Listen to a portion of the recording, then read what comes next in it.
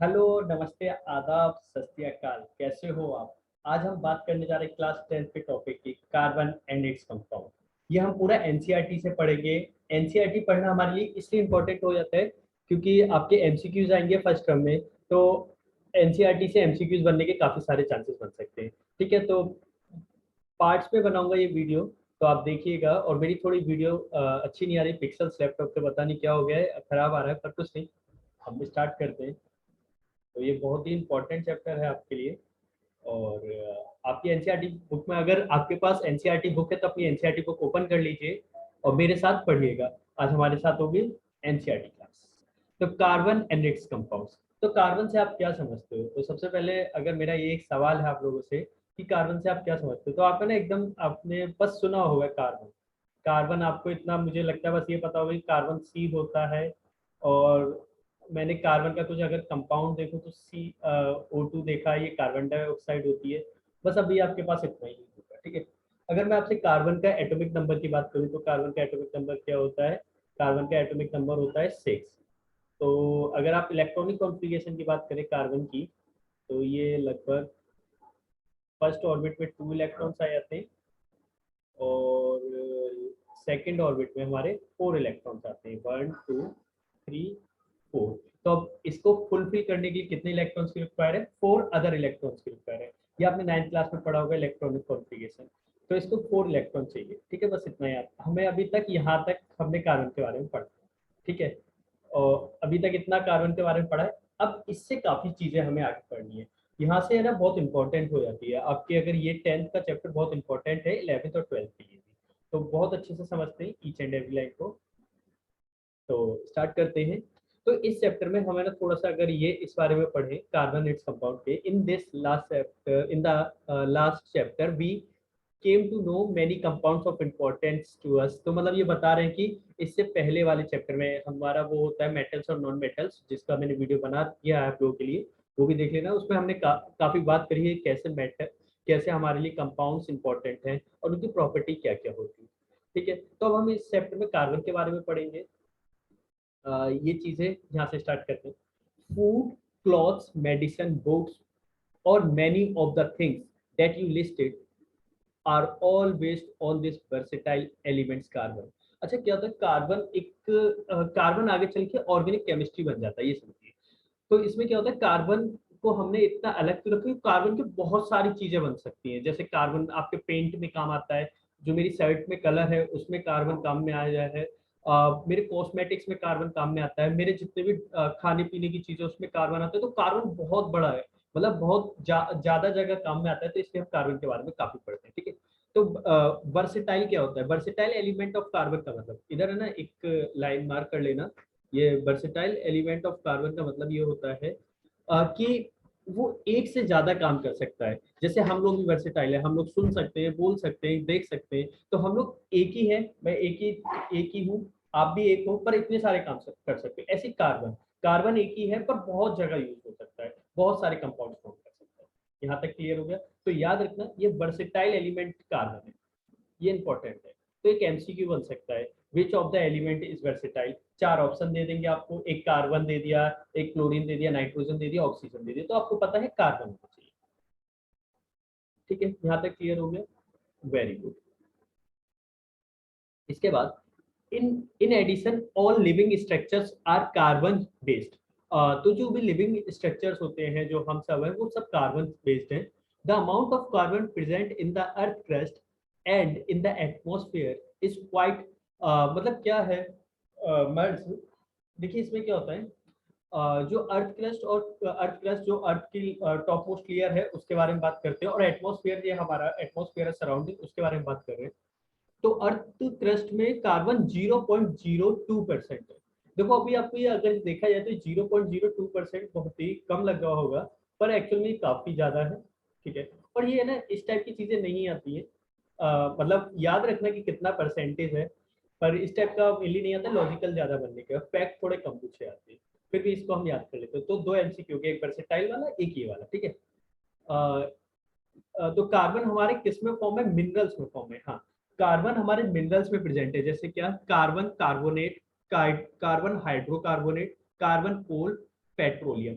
देखो जितने भी ये कोल हो गया, पेट्रोल हो गया, डीजल हो गया, एलपीजी हो गया, सीएनजी हो गया, ये सब कार्बन की फॉर्म है।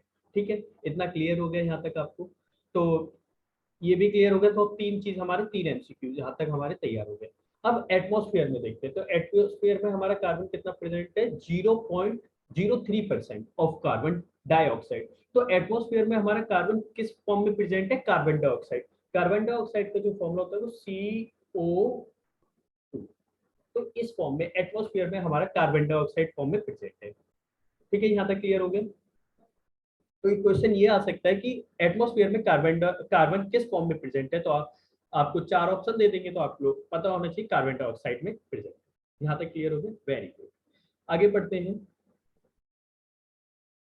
In spite of this small amount of carbon available in nature, the importance of carbon seems to be immense. मतलब जो इतना कम है कार्बन का प्रेजेंट एटमॉस्फेयर में, जैसे नाइट्रोजन बहुत प्रेजेंट है पर कार्बन इतना कम प्रेजेंट है, नाइट्रोजन डाइऑक्साइड की फॉर्म में प्रेजेंट है, पर फिर भी कार्बन हमारे लिए बहुत इंपॉर्टेंट हो जाता है।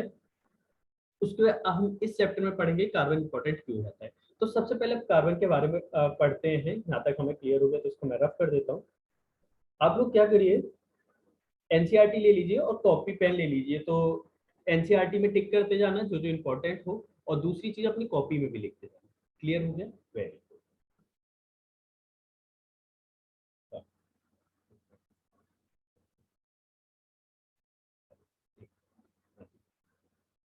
बाउंडिंग इन कार्बन। अच्छा, कार्बन है ना कोवैलेंट बॉन्ड बनाता है।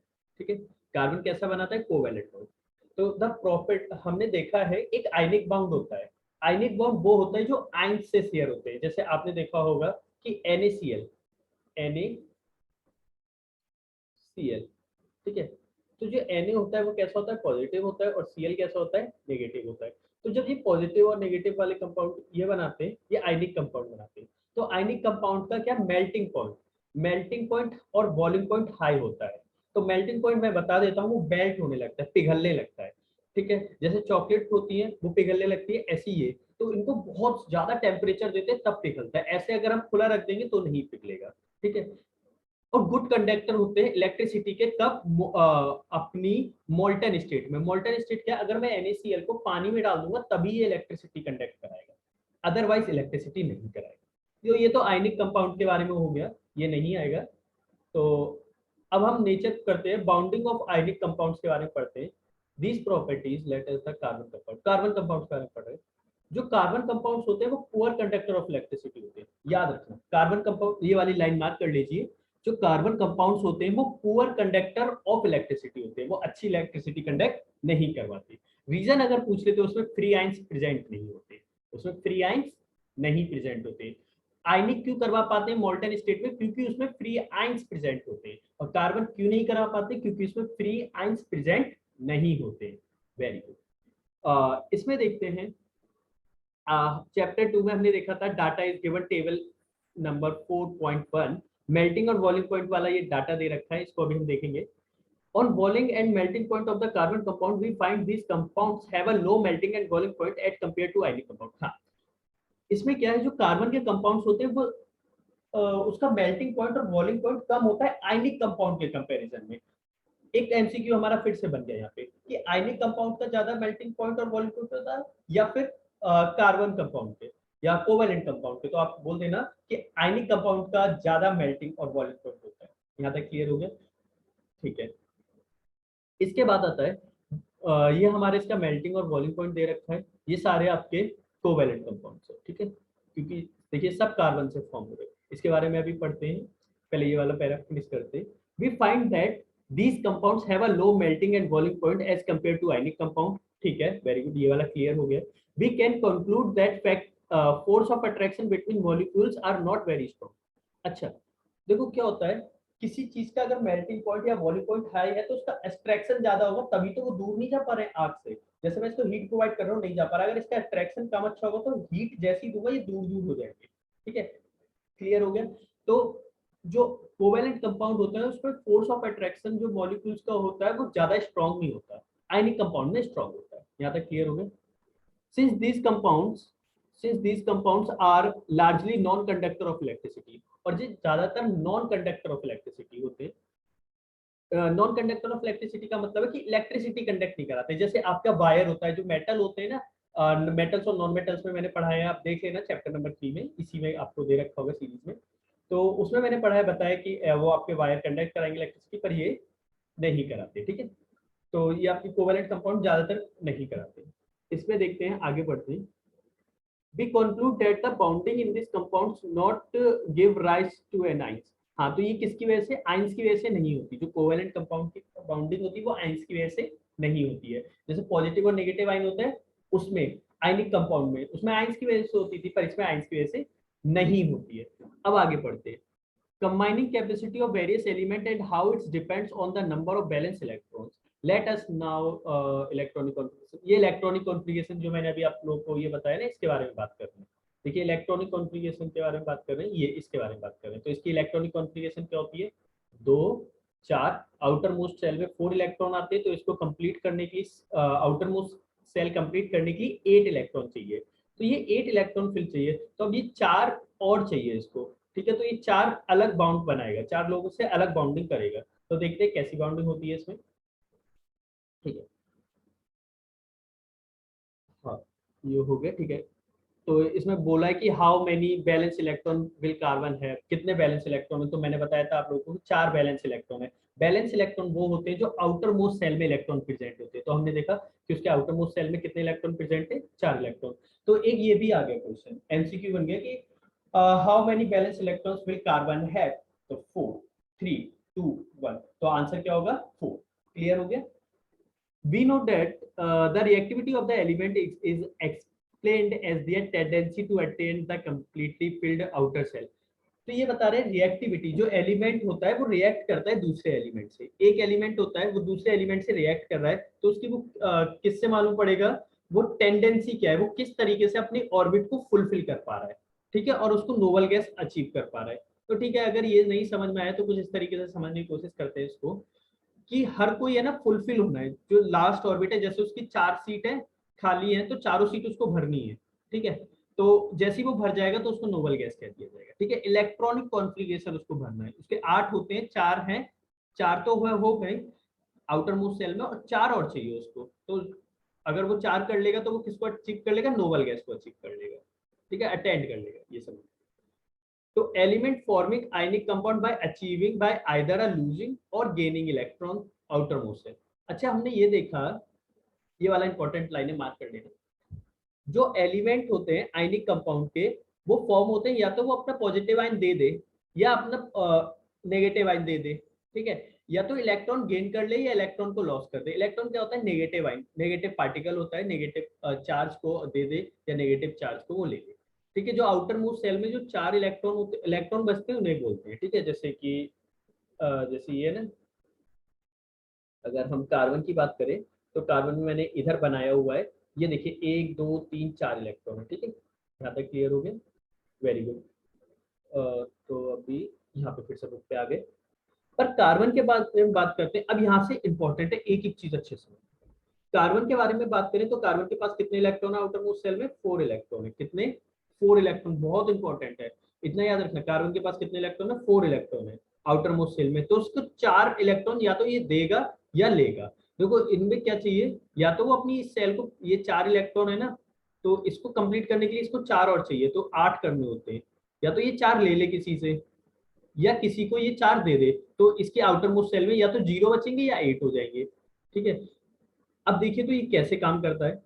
If it were to gain or loss of electron, अगर वो या तो गेन करे या लॉस करता है, तो देखिए क्या करता है।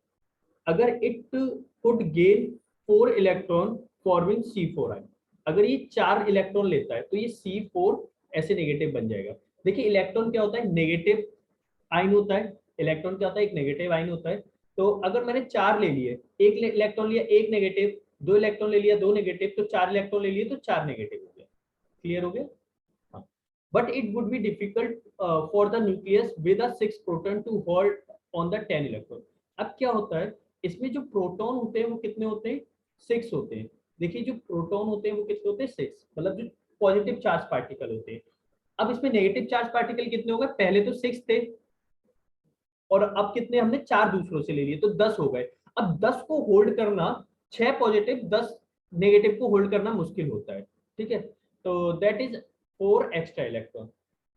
अगर ये किसी को अपने 4 इलेक्ट्रॉन दे देता है, अगर ये किसी को 4 इलेक्ट्रॉन दे देता है तो ये कितना हो जाएगा, अगर इलेक्ट्रॉन दे रहा है तो 4 नेगेटिव दे रहा है, 4 नेगेटिव दे रहा है तो इसका मतलब ये कैसा हो जाएगा, 4 पॉजिटिव हो जाएगा, ठीक है। ये कंफ्यूजिंग कर रहे होंगे, अगर कर रहे हैं तो फिर बहुत अच्छी तरीके से याद है कि अगर आप किसी को 4 दे रहे हो, नेगेटिव दे रहे हो, अपनी गंदी गंदी 4 चीज दे देते हो तो आप अच्छे हो जाओगे ना, ठीक है। अगर आप गंदी अपनी 4 आदतें हटा दोगे तो 4 आप अच्छे हो जाओगे, किसी से 4 गंदी आदत ले लोगे तो 4 आप गंदे हो जाओगे। तो गंदे के लिए नेगेटिव लगा दिया और अच्छे के लिए पॉजिटिव लगा दिया, इतना समझ। तो अगर ये किसी को अपने 4 इलेक्ट्रॉन दे देता है, but it would require a large amount of energy to remove of 4 electron, तो क्या होता है, ये आउटर मोस्ट सेल में 4 इलेक्ट्रॉन प्रेजेंट है, तो मुझे ना बहुत एनर्जी देनी पड़ेगी इन इलेक्ट्रॉन्स को निकालने के लिए, ठीक है, बहुत ज्यादा एनर्जी देनी पड़ेगी, ठीक है। फिर है ना, leaving behind a carbon with a 6 proton in the nucleus only 2 electron. तो अब इसमें क्या है, प्रोटॉन कितने हो गए, 6, और अब कितने इलेक्ट्रॉन बचे, 6 थे इसके पास इलेक्ट्रॉन, 4 दे दिए, 2 इलेक्ट्रॉन बचे। तो फिर यहाँ पे भी बैलेंस के लिए प्रॉब्लम आ रही है। तो ऊपर वाले में क्या दिक्कत आ रही थी, अगर मैं किसी से कार्बन 4 इलेक्ट्रॉन ले रहा है तो इसके पास इलेक्ट्रॉन हो गए 10, प्रोटॉन हो गए 6, बैलेंसिंग प्रॉब्लम, 6 और 10 मैच ही नहीं कर रहा। दूसरे वाले में क्या हुआ कि इसने अपने 4 इलेक्ट्रॉन दे दिए, तो अब इसके पास कितने इलेक्ट्रॉन बचे, 2, और अब कितने प्रोटॉन है, 6, तो यहाँ पे बैलेंसिंग प्रॉब्लम। और जब ये 4 इलेक्ट्रॉन किसी को देगा तो इसको बहुत सारी एनर्जी की जरूरत होगी। यहाँ तक क्लियर हो गया, अच्छे से क्लियर हो गया, बहुत बढ़िया। अगर क्लियर हो गया है तो बहुत अच्छी चीज है, अगर नहीं क्लियर हुआ है तो इसको एक बार रीड करना, अच्छे से आ जाएगा ना। बस ये ना एज अ कॉन्सेप्ट समझाने के लिए दिया है, इससे क्वेश्चन नहीं बनेगा, पर इस कॉन्सेप्ट के थ्रू क्वेश्चन बनेगा, ठीक है। तो इसको हम आगे देखते हैं। कार्बन, अब कार्बन के साथ एक समस्या आ गई थी, तो कार्बन को इस प्रॉब्लम से निकलना था, तो carbon overcome this problem by sharing of balance electron. तो कार्बन कैसे करता है, शेयर करता है, ये बहुत इंपॉर्टेंट है, अपने इलेक्ट्रॉन को शेयर करता है किसके साथ, with other atom of carbon and other elements, ठीक है। कार्बन क्या शेयरिंग करता है, कार्बन अपनी बाउंडिंग कैसे बनाता है, शेयरिंग के थ्रू बनाता है। जो आयनिक कंपाउंड होते हैं वो अपने आयंस देते हैं, तो कार्बन कैसे बनाता है, शेयरिंग के थ्रू बनाता है। और कार्बन कैसे बॉन्ड बनाता है, कोवेलेंट बॉन्ड। तो कोवेलेंट बॉन्ड कैसे बनता है, शेयरिंग ऑफ इलेक्ट्रॉन्स। क्लियर हो गया। Not just carbon but many others elements for molecules by sharing of electron in this way, ठीक है। अभी यहाँ तक क्लियर हो गया। तो कार्बन की बाउंडिंग कैसे होती है, तो lose of electron, gaining of electron या शेयरिंग ऑफ इलेक्ट्रॉन। तो एमसीक्यू में अगर आ जाए तो आप लिखना शेयरिंग ऑफ इलेक्ट्रॉन। यहाँ तक क्लियर हो गया, very good. Not just carbon but many other elements form molecules by sharing, ठीक है, ये वाली लाइन हमने पढ़ ली थी। The share electrons belong to the outermost shell of both the atom and lead to both atoms attending the noble gas configuration। इसमें क्या होता है, देखो अब ये समझते हैं, इसको बहुत अच्छे समझते हैं। अगर ये कार्बन है तो कार्बन के पास हमारे पास कितने मॉलिक्यूल है, एक, वो लास्ट में आउटर मोस्ट सेल में 4 इलेक्ट्रॉन्स हैं। मान लेते हैं एक इधर हाइड्रोजन आ गया, हाइड्रोजन के आउटर मोस्ट सेल में 1 इलेक्ट्रॉन, तो इसने क्या करा, इससे कंबाइन कर लिया। और फर्स्ट सेल, देखिए एक रूल होता है, फर्स्ट सेल में 2 फिल होंगे, सेकंड सेल में 8 फिल होते हैं। तो कार्बन हमारा 2 सेल बनाता है, बल्कि जो हाइड्रोजन होता है जिसकी एक ही सेल बनती है, तो उसको कितने चाहिए, सिर्फ 2 इलेक्ट्रॉन चाहिए। तो हमने इधर एक शेयर इससे कर दिया, एक हाइड्रोजन से इसको शेयर कर दिया, एक हाइड्रोजन को इसको शेयर कर दिया। तो अब ये क्या हो गया, मतलब कि कार्बन हमारा कितने, 4 हाइड्रोजन से शेयर हो गया, ठीक है। तो वो हाइड्रोजन भी सेटिस्फाई किया, हाइड्रोजन को 2 इलेक्ट्रॉन चाहिए थे, इसको भी 2 मिल गए, इसको भी 2 मिल गए, इसको भी 2 मिल गए और इसको भी 2 मिल गए। और कार्बन भी सेटिस्फाई की, कार्बन को 8 चाहिए थे लास्ट में, तो 1 2 3 4 5 6 7 8। यहाँ तक क्लियर हो गया, शेयरिंग ऑफ इलेक्ट्रॉन हुआ, तो अब है ना कोई प्रॉब्लम नहीं है। यहाँ तक क्लियर हो गया, वेरी गुड, ठीक है। और देखिए कार्बन का फुलफिल हो गया तो उसने नोबल गैस कॉन्फ़िगरेशन को अटेंड कर लिया। Before going to compound of carbon, let us look at some simple molecules of a sharing of valence electron। चलो इसमें एग्जांपल दे रखे हैं, उसको भी और देख लेते हैं, और अच्छे से क्लियर हो जाएगा आपको ना। अभी है ना मेरे संग मार्क करते चलिए, और कॉपी पेन ले लीजिए, जो अभी आगे आने वाला है उसको ड्रॉ करना अपने नोट्स के तौर पे, तो ये आपको और क्लियर हो जाएगा, ठीक है। तो यहाँ पे अगर हम बात करें, हमने 9th क्लास में पढ़ा हुआ था, हाइड्रोजन का जो एटॉमिक नंबर होता है वो 1 होता है। Hence, hydrogen has a one electron in K cell. तो हाइड्रोजन की फर्स्ट सेल में कितने इलेक्ट्रॉन होते हैं? One electron. तो इसको अब कितने इलेक्ट्रॉन और चाहिए? वन इलेक्ट्रॉन और चाहिए, क्योंकि के सेल में कितने इलेक्ट्रॉन चाहिए होते हैं? दो इलेक्ट्रॉन चाहिए होते हैं आउटर मोस्ट सेल को फिल करने के लिए। तो ठीक है, तो हाइड्रोजन H2 मॉलिक्यूल्स बना लेता है। तो कुछ इस तरीके से देखिए, हाइड्रोजन ये रहा, एक हाइड्रोजन ये रहा, इसके एक इलेक्ट्रॉन है, एक इलेक्ट्रॉन है, दोनों आपस में शेयरिंग कर लिया, ये H2 बना लिया, और H2 हो गया, ये अब दो इलेक्ट्रॉन हो गए। अब दो इलेक्ट्रॉन किस में आते हैं? हीलियम में। तो इसने नोबल गैस को अचीव कर लिया। यहाँ तक क्लियर हो गया? Electronic configuration of nearest noble gas helium. तो इसका इलेक्ट्रॉनिक कॉन्फ़िगरेशन क्या है नियरेस्ट नोबल गैस का? हीलियम। ठीक है, ये क्लियर हो गया, ये इंपॉर्टेंट है ना ये। तो इसको ड्रॉ करिए अभी कॉपी में। तो ये इसने शेयरिंग कर ली। मान लीजिए आप है ना इसको हाइड कर लो, अगर इस वाले पार्ट को हाइड कर लो तो पहले वाले कार्बन में देखो कि दो इलेक्ट्रॉन है, दूसरे वाले कार्बन के लिए देखो दो इलेक्ट्रॉन, और इन दोनों ने अपनी इलेक्ट्रॉनिक कॉन्फ़िगरेशन भी अचीव कर ली, जो कि हीलियम हो गया। ठीक है, हाँ, इसको dot structure, cross represent of electron, electronic configuration, dot structure और क्रॉस स्ट्रक्चर बोलते हैं। ठीक है, यहाँ तक क्लियर हो गया?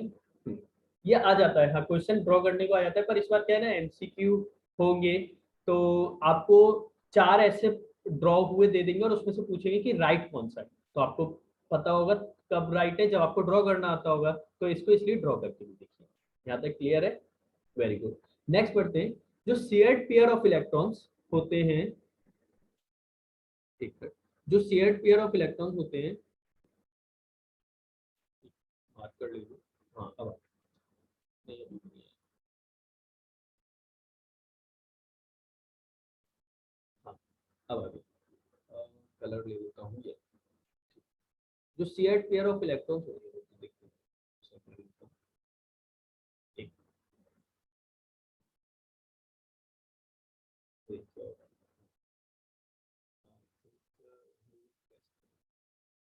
शेयर्ड पेयर ऑफ इलेक्ट्रॉन होते हैं, वो said to be constitute a single bond between of two hydrogen. अच्छा, एक चीज और बता रहा हूँ, जैसे ये ना हाइड्रोजन हाइड्रोजन आ गया, कभी भी दो इलेक्ट्रॉन आपस में शेयर होते हैं, एक एक दोनों का शेयर होता है, तो सिंगल बॉन्ड बनता है। कैसा बॉन्ड बनता है? सिंगल। कभी भी दो इलेक्ट्रॉन आपस में, दो इलेक्ट्रॉन मिलके सिंगल बॉन्ड बनाते हैं, दो इलेक्ट्रॉन मिलके सिंगल बॉन्ड। बल्कि चार इलेक्ट्रॉन होते हैं वो डबल बॉन्ड बनाते हैं, और छह इलेक्ट्रॉन होंगे अगर पूरे में तो वो ट्रिपल बॉन्ड बनाएंगे। ठीक है, यहाँ तक क्लियर हो गया? A single covalent bond also represented by a line between two atoms।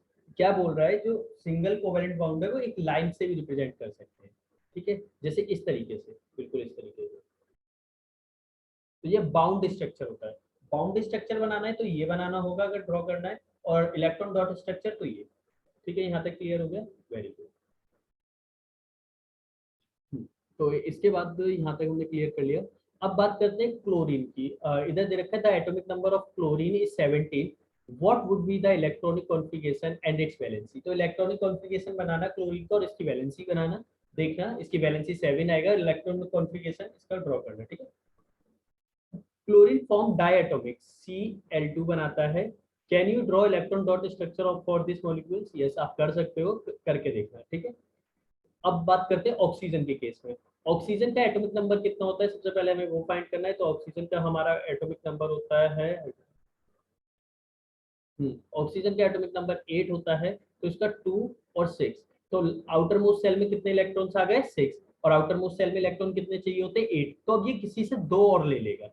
ठीक है, तो दिस इज बिकॉज, तो दो अगर इसको चाहिए, अब किसी को एक चाहिए था, सिंगल बॉन्ड बना रहा था, इसको दो चाहिए, अगर ये सेम एलिमेंट से दो लेगा तो ये डबल बॉन्ड फॉर्म करेगा। तो कुछ हम इस तरीके से लिखते हैं, ऑक्सीजन डबल बॉन्ड। ऑक्सीजन यहाँ पे ड्रॉ करके दिखाता हूँ। जैसे अगर ये ऑक्सीजन है और ये है, जैसे कि ये ऑक्सीजन है, ये ऑक्सीजन है, ये सिंगल बॉन्ड, ये डबल बॉन्ड। तो ऑक्सीजन ऑक्सीजन से डबल बॉन्ड करता है, और इसको आपने अक्सर ऐसा लिखा देखा होगा, O2। ये ऑक्सीजन होता है। ठीक है, ये हमारे रेस्पिरेटरी सिस्टम में काम आता है, ये हमें पेड़ों से मिलता है, ये वही ऑक्सीजन। यहाँ तक क्लियर हो गया? ठीक है, तो ऑक्सीजन हमारा कैसा है? डबल बॉन्ड बनाता है। ठीक है, अगर हम बात करते हैं नाइट्रोजन की, तो नाइट्रोजन में हमारा अभी पहले उनको देखते कुछ रह तो नहीं गया इधर कुछ इंपॉर्टेंट। हाँ, ऑक्सीजन डबल बॉन्ड बनाता है। ठीक है। क्यू रीजन देख लीजिए, 2 electron contribute by the each oxygen give rises the 2 shared pair of electron. 2 electron, 2 shared pair of electron है, मतलब 4 इलेक्ट्रॉन है, ठीक है। फिर एक पेयर में 2 इलेक्ट्रॉन होते हैं। अब नाइट्रोजन का देखते हैं, अगर नाइट्रोजन की बात करें तो नाइट्रोजन का एटॉमिक नंबर 7 होता है, तो इसका कॉन्फ़िगरेशन करें तो पहले 2 होता है फिर 5। अब इसको कितने इलेक्ट्रॉन चाहिए, 3 चाहिए। तो अगर ये नाइट्रोजन के साथ 3 बनाता है तो ये ट्रिपल बॉन्ड फॉर्म करता है, कुछ इस तरीके से। यहाँ तक क्लियर हो गया। अब ये बिल्कुल ड्रॉ करके देखना, बहुत ईजी है। ये सब सारी चीजें आ जाएंगी आपको। तो थोड़ा सा पढ़ लेते हैं, मीथेन के बारे में पढ़ते हैं। मीथेन क्या होता है, CH4। मीथेन का जो केमिकल फॉर्मूला होता है वो CH4 होता है, जिसका हमने अभी सबसे पहले मैंने इलेक्ट्रॉन डॉट स्ट्रक्चर बना के दिखाया था। हाँ, मीथेन एक कंपाउंड है जो ऑफ कार्बन, जो कि वाइडली यूज्ड होता है fuel and major component of biogas में। और जो CNG आपने सुना होगा, जो ऑटो रिक्शा होते हैं उसमें CNG होती है। CNG की फुल फॉर्म होती है कंप्रेस्ड नेचुरल गैस। ये सिंपलेस्ट फॉर्म है बाय कार्बन। मीथेन का फॉर्मूला CH4 होता है, याद रखना। मीथेन का फॉर्मूला एक MCQ बन सकता है, CH4 होता है।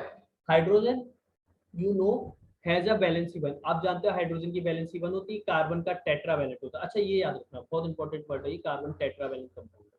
कार्बन कैसा है, टेट्रावैलेंट कंपाउंड है। अच्छा, रीजन क्या होता है टेट्रावैलेंट? टेट्रावैलेंट का मतलब क्या होता है कि जिसके आउटर मोस्ट सेल में 4 इलेक्ट्रॉन्स हो, जिसके आउटर मोस्ट सेल में 4 इलेक्ट्रॉन्स हो। तो उसको अब नोबल कॉन्फ़िगरेशन चाहिए, तो ये 4 और लेना है दूसरों से, तभी तो ये 8 कर पाएगा। 4 को 8 बनाने के लिए 4 और देना, तो ये 4 हाइड्रोजन से ले लेता है, अलग अलग हाइड्रोजन से, तो ये CH4 अचीव कर लेता है। यहाँ तक क्लियर हो गया? वेरी गुड, बहुत बढ़िया। तो मैं रफ कर देता हूँ, आगे देखते हैं। ये चैप्टर बहुत ही इंटरेस्टिंग है। इसी तरीके से आगे बढ़ते हैं, थोड़ा सा देखते हैं। हाँ, जब वो 4 इलेक्ट्रॉन ले लेता है तो वो कोवैलेंट बॉन्ड बनाता है। कैसा है, कोवैलेंट बॉन्ड। तो कोवैलेंट बॉन्ड है seen strong bond within the molecules but intermolecular force are weak. मतलब जो कोवैलेंट बॉन्ड है अगर किसी मॉलिक्यूल्स का है तो वो तो स्ट्रॉन्ग होता है, पर जो उसकी इंटरमॉलिक्यूलर फोर्सेज होती है वो वीक होती है। इसी वजह से उसका मेल्टिंग और बॉइलिंग पॉइंट लो होता है। तो मेल्टिंग और बॉइलिंग पॉइंट क्यों लो होता है, बोलना कि उसका जो इंटरमॉलिक्यूलर फोर्स है वो वीक होती है। अगर क्वेश्चन आ जाता है कि कोवैलेंट बॉन्ड के मेल्टिंग और बॉइलिंग पॉइंट वीक क्यों होता है, तो सबसे सिंपल आंसर कि जो उसका इंटरमॉलिक्यूलर फोर्स है वो वीक होता है। ये वाली लाइन को आप मार्क कर लीजिएगा।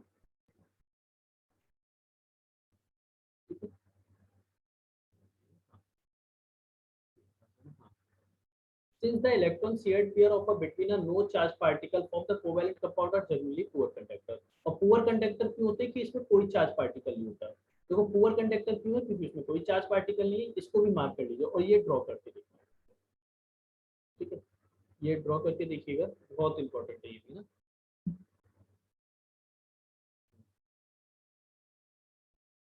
तो इसको ड्रॉ करके देखिएगा। तो आपको यहाँ तक समझ में आया होगा। आज की वीडियो को इतना ही फिनिश करते हैं यहाँ पे। बहुत छोटी सी रखी है। तो हमने क्या समझा, कार्बन के बारे में समझा, कार्बन को कौन सा बाउंड बनाता है, कार्बन का मेल्टिंग पॉइंट और बॉइलिंग पॉइंट लो क्यों होता है, क्योंकि उसका इंटरमोलिकुलर फोर्स वीक होता है। कार्बन इलेक्ट्रिसिटी क्यों नहीं कंडक्ट कराता, क्योंकि उसमें कोई फ्री आयन प्रेजेंट नहीं होता। और कार्बन के पास बैलेंस इलेक्ट्रॉन कितने होते हैं, 4 होते हैं। कार्बन को टेट्रावैलेंट बोला जाता है। और कार्ब और नाइट्रोजन, नाइट्रोजन का डॉट स्ट्रक्चर देखा, नाइट्रोजन नाइट्रोजन ट्रिपल बॉन्ड बनाता है, ऑक्सीजन ऑक्सीजन डबल बॉन्ड बनाता है, और हाइड्रोजन हाइड्रोजन सिंगल बॉन्ड बनाता है। तो ये कुछ सिंपल चीज पढ़ी है। अगर हम आपकी कॉपी के हिसाब से, बुक के हिसाब से देखें तो फर्स्ट 3 पेज हमने कवर कर लिए। नेक्स्ट वीडियो में इसके आगे हम पढ़ेंगे। आज के लिए इतना काफ़ी। अगर कोई भी डाउट हो, क्वारीज हो, तो वो आप कमेंट कर सकते हो। अगर वीडियो पसंद आया हो तो चैनल को सब्सक्राइब करिएगा, शेयर करिएगा, लाइक करिएगा। और आज के लिए इतना काफ़ी है। सबसे बड़ी बात है, अच्छे से पढ़िएगा, ठीक है। बहुत इंपॉर्टेंट चैप्टर है। तो ठीक है, आज के लिए इतना काफ़ी। जय हिंद, जय भारत।